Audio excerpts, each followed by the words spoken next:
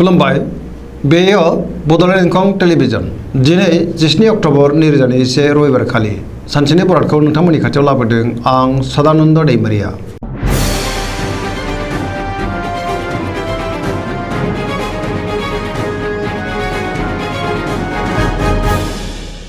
सिगां फरायनो लादों मेष राशि गिबि हांखो अ ल।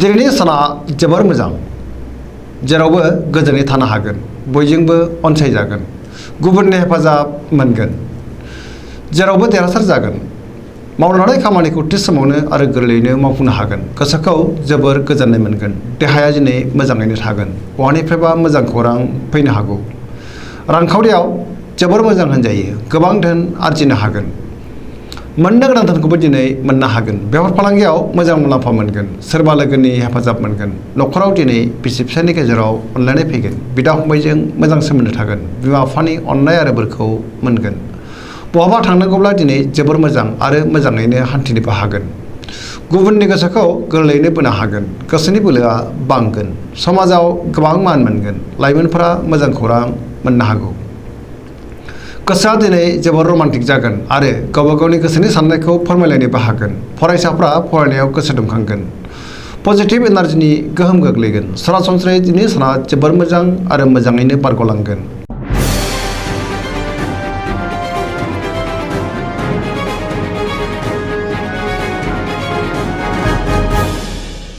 वृष राशि गिबि हांखो इ उ ब। दिनैनि साना जोबोर मोजां, गुबुनखौ फोथायनो हागोन, गोसोखौ दिनै जोबोर गोजोननाय मोनगोन, गोसोनि बोलोआ बांगोन, मावनो लानाय खामानिखौ थि समावनो आरो गोरलैयैनो मावफुंनोबो हागोन, समाजाव दिनै गोबां मान मोनगोन, रांखावरियाव जोबोर मोजां होनजायो, मोननो गोनां धोनखौ दिनै मोननो हागोन, गोबां धोन आरजिनो हागोन, बेफार फालांगियाव मोजां मुलाम्फा मोनगोन, आयआ बांगोन, न'खराव दिनै बिसि फिसायनि गेजेराव अनलायनाय फैगोन, बिमा बिफानि बोर मोनगोन, देहाया मोजाङैनो थागोन, गुबुननि हेफाजाब मोनगोन, जायखि खामानि मावा मानो मोनफ्रोमबो खामानिखौनो दिनै गोरलैयैनो मावफुंलांनो हागोन, लोगोफोरनि अनसायनाय मोनगोन, गोसोनि साननायफोरा जाफुंगोन, पजिटिभ एनार्जिनि गोहोम गोग्लैगोन, लाइमोनफोरा जोबोर मोजां खौरां मोननो हागौ आरो गोसोआ दिनै जोबोर रमान्टिकबो जागोन।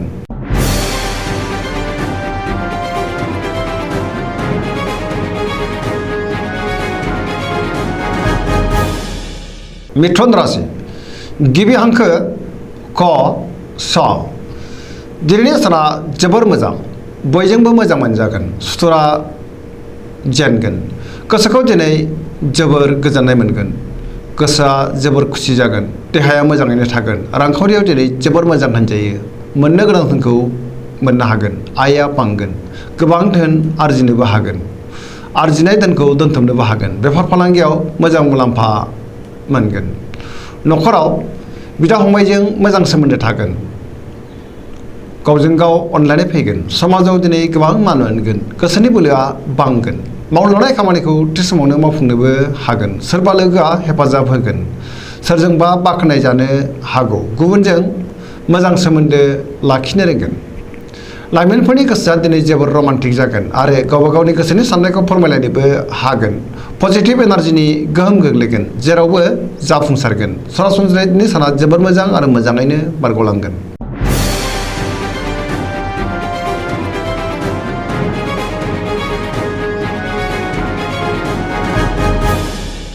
कर्कट राशि गिबि हांखो ड ड ह। दिनैनि साना बारा मोजां नङा, गोजोननि आंखाल जागोन, गोसोखौ दिनै जोबोर उसाव बादाव मोनगोन, सोरबा लोगोनिफ्राय गाज्रि खौरां मोननो हागौ, सांग्रां जानाया गाहाम, गोसोनि साननायफोरा देबारनांगोन, गोसोआव नेगेटिभ साननाय फैगोन, मावनो लानाय खामानिखौ मावफुंनो हागोन, रांखावरियाव नाथाय मोजां नङा, बेफार फालांगियाव मोजां नङा, गोबां खहा जानो हागौ, देहाया दिनै मोजाङै थागोन, गोसोखौ जोबोर आला खाला मोनगोन, गुबुननि हेफाजाब लानांगोन, न'खराव अनलायनाय फैगोन, समाजाव मान मोनगोन, फरायसाफ्रा फरायनायाव गोसो दुंखांगोन आरो मोजां फिथाइ मोनगोन, लाइमोनफोरनि गोसोआ दिनै जोबोर आला खाला जागोन।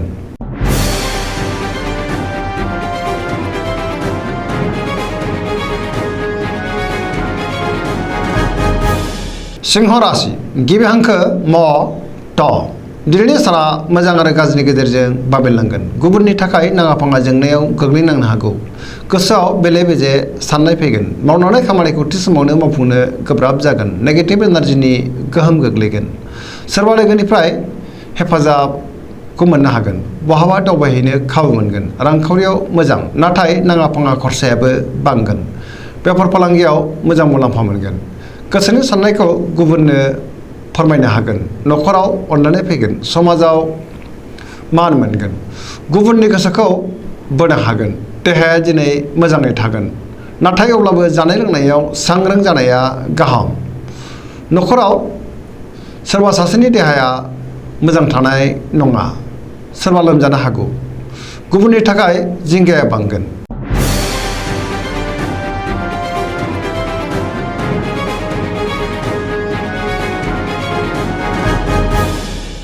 कन्या राशि गिबि हांखो प ट। दिनैनि साना जोबोर मोजां। गोसोआव पजिटिभ साननाय फैगोन। गोथों आरो गोग्गो साननो रोंगोन। गियाननि आंखाल जानाय नङा।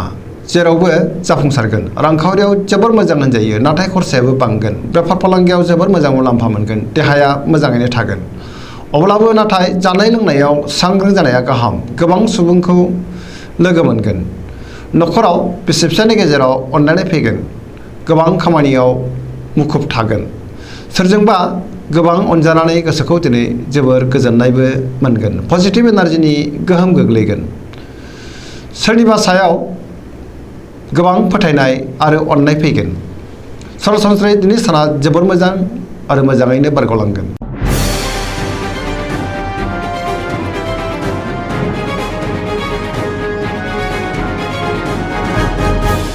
तुला राशि गिबि हांखो र ट। दिनैनि साना मोजां आरो गाज्रिनि गेजेरजों बाबेनलांगोन। अब्लाबो गोसोनि बोलोआ बांगोन। गोसोनि साननायफोरा नाथाय देबोरबो नांगोन। मावलांनाय खामानिखौ मावफुंनो हागोन। देहाया मोजाङै थागोन। अब्लाबो जानाय लोंनायाव सांग्रां जानाया गाहाम। रांखावरियाव बारा मोजां नङा। मोननो गोनांखौ दिनै मोननो गोब्राब जागोन। नाङा फाङा खरसायाबो बांगोन। आयनिख्रुइ खरसाया बांसिन जागोन। न'खराव दिनै बिसि फिसायनि गेजेराव अननानै फैगोन। समाजाव मान मोनगोन। बेफार फालांगियाव मोजां नङा, खहा जानांनो हागौ। गुबुननि गोसोखौ अदेबानि बोनोबो हागोन। लोगोफोरनि हेफाजाब मोनगोन। गोदान थांखि लाथ'ब्ला मोजां। लाइमोनफोरनि गोसोआ दिनै जोबोर आला खाला जागोन। नेगेटिभ एनार्जिनि गोहोम गोग्लैनो हागौ। सांग्रां जानाया गाहाम।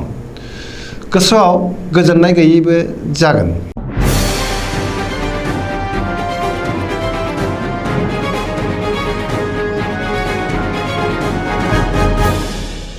वृश्चिक राशि गिबि हांखो न स।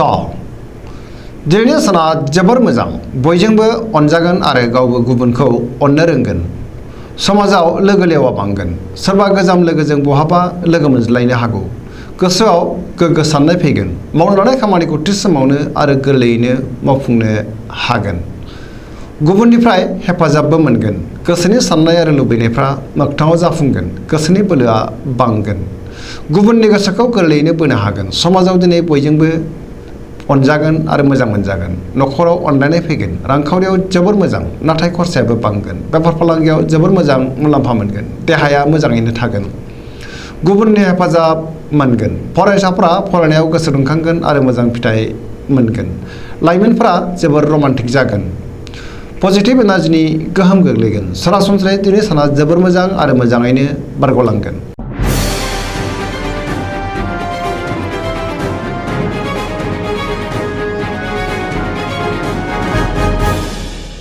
धनु राशि गिबि हांखो ढ फ भ। दिनैनि साना जोबोर मोजां। गोसोआव बोलो बांगोन। मावनो लानाय खामानिखौ थि समावनो आरो गोरलैयैनो मावफुंनो हागोन। गोसोनि साननायफोरा मोगथाङाव जाफुंगोन। रांखावरियाव जोबोर मोजां होनजायो। मोननो गोनांखौ दिनै गोरलैयैनो मोननो हागोन। बेफार फालांगियाव जोबोर मोजां मुलाम्फा मोनगोन। समाजाव गोबां मान मोनगोन। न'खराव सोरबा आलासि फैनो हागौ। देहाया दिनै मोजाङैनो थागोन। न'खराव बिदा फंबायनि गेजेराव अनलायनाय फैगोन। गुबुनजों मोजां सोमोन्दो लाखिनो रोंगोन। बिमा बिफानि अननाय आरो बोर मोनगोन। बहानिफ्रायबा मोजां खौरां फैनो हागौ। लाइमोनफोरनि गोसोआ दिनै जोबोर रमान्टिक जागोन आरो गावबा गावनि गोसोनि साननायखौ फोरमायलायनोबो हागोन। फरायसाफोरा फरायनायाव गोसो दुंखांगोन आरो मोजां फिथाइ मोनगोन।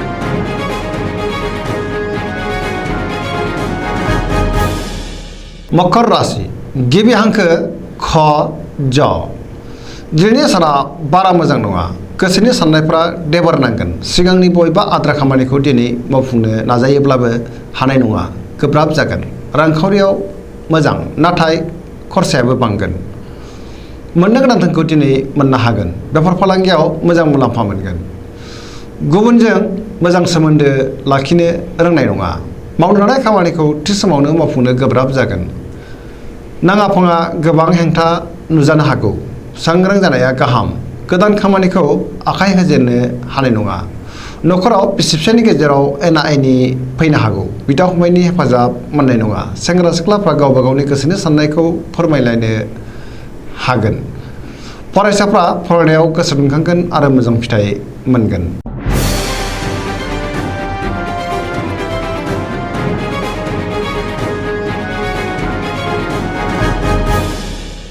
कुम्भ राशि गिबि हांखो ग स स दिनैनि साना जोबोर मोजां गोसोखौ दिनै जोबोर गोजोननाय मोनगोन मावनो लानाय खामानिखौ थि समावनो मावफुंनो हागोन बहानिफ्रायबा मोजां खौरां फैनो हागौ समाजाव दिनै गोबां मान मोनगोन गोबां मुंदांखा सुबुंजों लोगो मोनज्लायगोन आरो गावनि सिनायथिखौ होनो हागोन रांखावरियाव दिनै जोबोर मोजां बहानिफ्रायबा गोबां धोन आरजिनो हागोन देहाया दिनै मोजाङैनो थागोन न'खराव बिसि फिसायनि गेजेराव अनलायनाय फैगोन बिदा फंबायजों मोजां सोमोन्दो थागोन आरो बिसोरनि हेफाजाबखौ मोननो हागोन बिमा बिफानि अननाय आरो बोरखौबो मोनगोन बहाबा दावबायहैनो खाबु मोनगोन आरो मोजाङैनो हान्थिनोबो हागोन पजिटिभ एनार्जिनि गोहोम गोग्लैगोन जेरावबो जाफुंसार जानो हागोन सरासनस्रायै दिनै साना जोबोर मोजां आरो मोजाङैनो बारग'लांगोन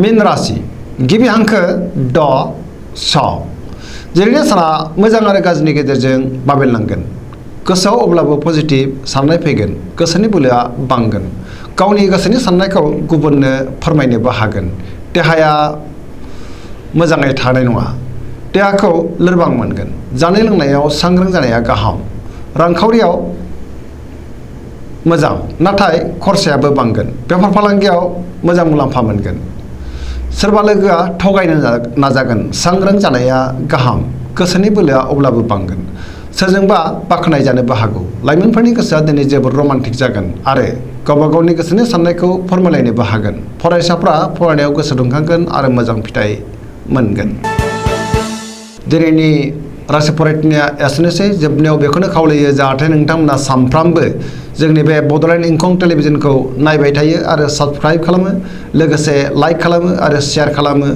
एसेनोसै गोजोन्थों।